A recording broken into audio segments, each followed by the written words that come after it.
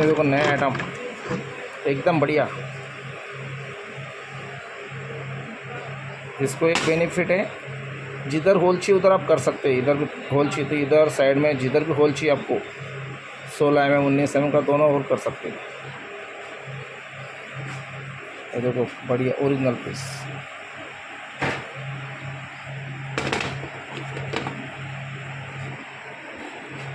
ये नहीं है, ये देखो बनाया हुआ है,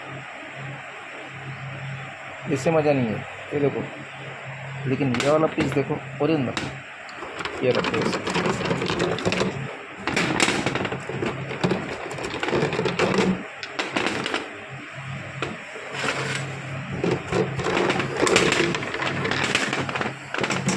बहुत ये सैंपल यहाँ रखी हुई है।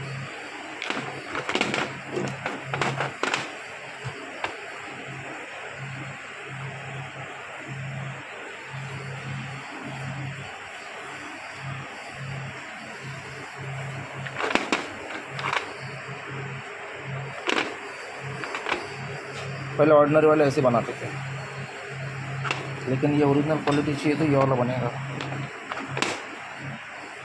ये भी ऑर्डिनरी है, पहले का काम चलता है, इससे भी नहीं चलता ऐसा नहीं।